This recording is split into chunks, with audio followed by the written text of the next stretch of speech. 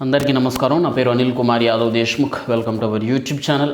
Tamilaga Vettri Kazhagam party అనూహ్యంగా 108 సీట్లు సాధించింది.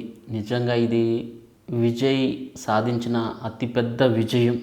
ఆయనని తమిళనాడు ప్రజలు మనస్ఫూర్తిగా అతన్ని బ్లెస్ చేశారన్నమాట వాస్తవం. అయితే విజయ్ గారి జీవనం, ఆయన జీవిత ప్రయాణం, దీని గురించి ఆల్రెడీ గతంలో కూడా ఒక వీడియోలో మాట్లాడినట్టు నాకు గుర్తు.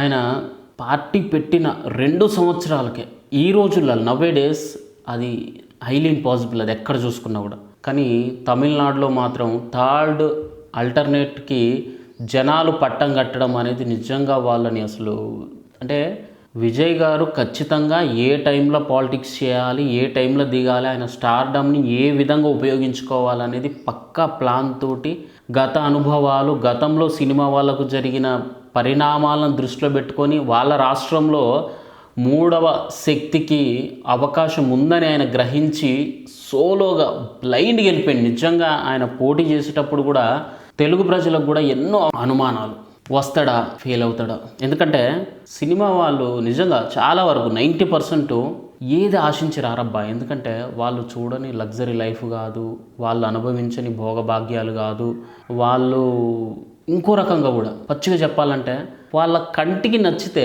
అది వచ్చి పడుకోవాల్సిందే. అది వాళ్ళ రేంజ్. వాళ్ళ కనులకి మొత్తం అందగత్తెలే కనపడతారు. ప్రతి ఒక్కరితో వాళ్ళు ఎంజాయ్ చేయొచ్చు. అటువంటి లైఫ్ నుంచి రాజకీయం అంటే ప్రతి పకోడిగాడు, 10 పైసలకు పనికిరాని అనామకుడు, రోడ్లెమ్మటి గాలిగా తిరిగే చిల్లర నా కొడుకులు కూడా వాడట్లా, వీడిట్లా, వాడట్లా, వాడట్లా అని మాట్లాడతారు చాలా తేలిగ్గా. వాళ్ళ స్థాయి ఏంది. కనీసం విజయ్ని మనం స్క్రీన్ మీద చూస్తాం కానీ డైరెక్ట్ పోయి చూస్తే బౌన్సర్లు ఇసేద్ది, అక్కడ పడతాం మనం. చాలా అవలీలగా నేస్తాం మనం. అసలు అంటే అయిపోయింది అది మాటతోటి. ఏమో ఏమన్నా బెడ్స్ కొడుతుందా అని చాలామంది భయపడ్డారు.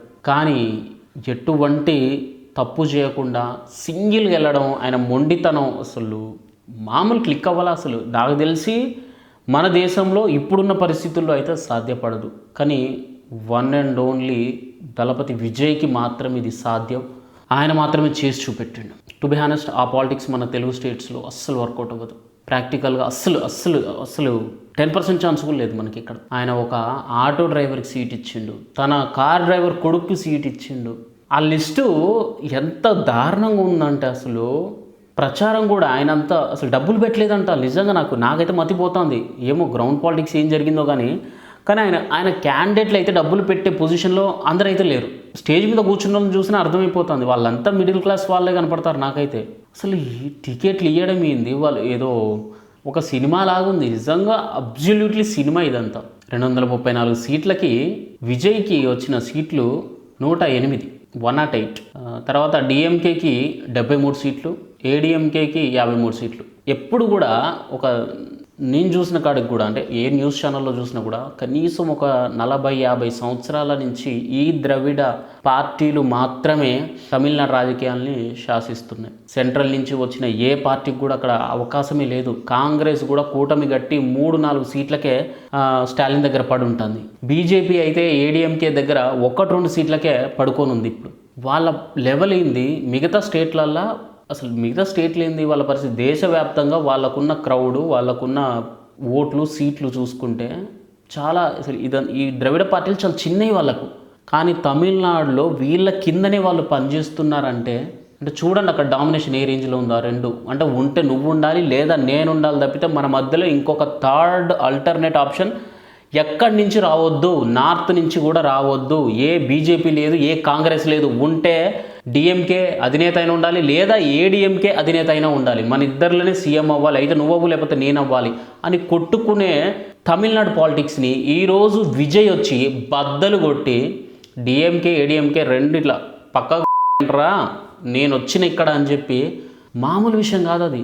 ఎందుకంటే దేశవ్యాప్తంగా 2 పార్టీలు, 2 జెండాలు, ఒకటి కాంగ్రెస్, ఒకటి బీజేపీ.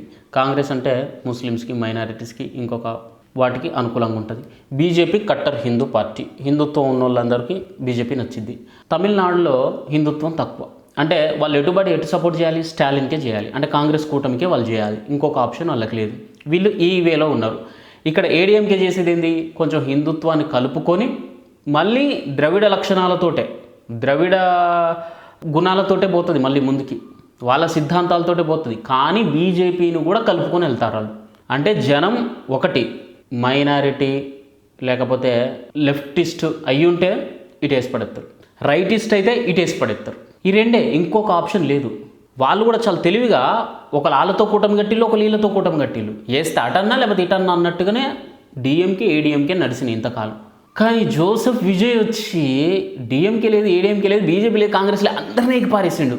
కానీ ఇంకొక 10 సీట్లు వచ్చి ఉంటే ఆయన ఈరోజు ఈ హంగ్ ఉండేది కాదు, అసలు ఇది లేట్ ఉండేది కాదు. ఇప్పుడు 10 కాదు 11 సీట్లకు రావాలి ఇప్పుడు. ఎందుకంటే ఆయన 2 చోట్ల పోటీ చేసిండు కదా, 2 చోట్ల గెలిచిండు కాబట్టి ఒక దగ్గర ఇప్పుడు రాజీనామా చేయాల్సి వస్తుంది. అంటే 108 నుంచి మళ్ళీ ఒకటి మైనస్ అవుతుంది, 107 సీట్లు అవుతాయి.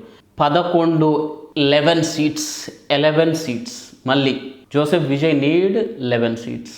ఇప్పుడు ఈ 11 సీట్లు ఎవరిస్తారు, ఎక్కడి నుంచి వస్తాయి? సరే ఆయన రాజీనామా చేస్తే ఆ ప్లేస్లో ఎవరిని పెట్టినా ఖచ్చితంగా ఆయన గెలిపించుకుంటాడు, ఆల్రెడీ అన్ని సీట్లు వచ్చినాయి కాబట్టి. ఇంకొక 10 సీట్లు అయితే కావాలి కదా, ఆ 10 సీట్లు ఎక్కడి నుంచి వస్తాయి? ఇటు బీజేపీకి ఎగ్నిస్ట్గా ఉన్నాడు, ఇటు కాంగ్రెస్కి ఎగ్నిస్ట్గా ఉన్నాడు, ఇటు స్టాలిన్ని తిట్టిండు, అటు ఏడీఎంకేని తిట్టిండు. కానీ ఎవరి నుంచి? నా గెస్సింగ్ ఏంటంటే బీజేపీ ఎవరితో అయితే కూటమి కట్టిందో ఆ ఏడీఎంకే మద్దతు ఇస్తే ఖచ్చితంగా విజయ్ తీసుకోవడానికి నేను అనుకుంటాను. లేదు, రాజకీయాల్లో everything is possible, nothing is impossible అనేది అందరికి తెలుసు. ఆ ప్రకారంగా ఏడీఎంకే మద్దతు గనక విజయ్ తీసుకుంటే ఖచ్చితంగా తమిళనాడు ప్రజలలో విజయ్ పైన ఈ అభిమానం, ఈ ఆదరణ తగ్గిపోతుంది. ఒకవేళ స్టాలిన్ నుంచి మద్దతు తీసుకున్నా కూడా ప్రాబ్లం ఏమి ఉండదు, కానీ ఏడీఎంకే నుంచి తీసుకుంటేనే కొంత ప్రాబ్లం అయితే వచ్చి పడుతుంది. తమిళనాడు ప్రజలలో కొంత వ్యతిరేక, ఎందుకంటే వాళ్ళు బీజేపీని యాక్సెప్ట్ చేయరు, చాలా వరకు 90% బీజేపీని యాక్సెప్ట్ చేయరు, కాంగ్రెస్ని యాక్సెప్ట్ చేస్తారు వాళ్ళు. సో కాంగ్రెస్ ఉన్న ఈ డిఎంకే వైపే కూటమి, అంటే ఆ 10 సీట్లు తీసుకున్నా ఇబ్బంది ఏం లేదు. కానీ ఏడీఎంకే వైపు తీసుకుంటే మాత్రం కొంత విజయ్కి ఆయన క్రెడిబిలిటీ దెబ్బతింటుందని అక్కడ కొన్ని న్యూస్ ఛానల్స్లో నేను చూసిన. అండ్ నెక్స్ట్ థింగ్ ఏంటంటే స్టాలిన్ తోటి కూటమి కట్టడం వల్ల, లేదా స్టాలినే విజయ్కి అవకాశం ఇవ్వడం వల్ల స్టాలిన్కి కూడా కొంత వరకు శుభమే జరుగుతుంది. ఏ విధంగా అంటే స్టాలిన్ ఎట్లాగో అసెంబ్లీని ఓడిపోయిండు, ఒక ఏమంటాం ముఖ్యమంత్రి పొజిషన్లో ఉన్న మనిషి కూడా విజయ్ దెబ్బకి ఓడిపోయాడు. వీళ్ళ సౌండ్కి చెవులు బద్దలైపోయినాయి, అందరికీ ఓడిపోయి కూర్చున్నాడు. కానీ అతను కొడుకు ఉదయ్, అతను మాత్రం గెలిచిండు. సో ఇక్కడ ఉదయ్ని డిప్యూటీ సీఎం చేయించి విజయ్ని సీఎంగా ప్రమోట్ చేసి స్టాలిన్కున్న కొంత, కోర్స్ స్టాలిన్ ఆయన కూడా కొన్ని తప్పులు చేసి ఉండొచ్చు, ఓడిపోయిందంటే డెఫినెట్గా ప్రజల్లో వ్యతిరేకత అయితే ఉంది. కానీ కొన్ని మంచి పనులు చేసినట్టు కూడా నాకు తెలుసు. అదేంటంటే స్టాలిన్ రాకముందు ఏదో స్కూల్ బ్యాగ్స్కి సంబంధించింది ఏదో ఉండే, వాటి పేర్లని మార్చకుండా వాటిని కంటిన్యూ చేసిండు. గత సీఎం ఫోటోలు, గత ప్రభుత్వం అమలు పరిచిన బ్యాగుల్నే ఎందుకు మరి వేస్ట్ చేయడం, మళ్ళీ ప్రింటింగ్ చేపిస్తే మళ్ళీ డబ్బులు బొక్క అవుతాయి, వాటినే చేసేయండి, ఇబ్బంది ఏం లేదని చెప్పి అన్నాడు. అది నాకు బాగా గుర్తుంది, అందుకే నేను అతన్ని ఫాలో అవుతాను సోషల్ మీడియాలో. సో కొన్ని మంచి లక్షణాలు ఉంటాయి స్టాలిన్లో కూడా. ఆ మంచి లక్షణాలని విజయ్ తీసుకుంటూ, ఆయన సలహాలు తీసుకుంటూ విజయ్ ఏ విధంగా అయితే రూల్ చేయాలనుకుంటున్నాడో ఆయన ఆ విధంగా రూల్ చేసుకుంటే కథ క్లోజ్, చాలా సంతోషంగా ఉంటుంది. లేదు అంటే ఏ అద్భుతం జరగబోతుందని చూడాలి. కొంపదీసి డిఎంకే ఏడీఎంకే అయ్యే ఛాన్స్ అయితే లేదు దాదాపు, ఎందుకంటే ఇటు కాంగ్రెస్ ఇటు బీజేపీ ఆ రెండు ఒకటైతే అని అయితే నేను అనుకోవట్లా. బట్ చెప్పిన కదా, nothing is impossible in politics. Wait and see. Thank you. జై హింద్.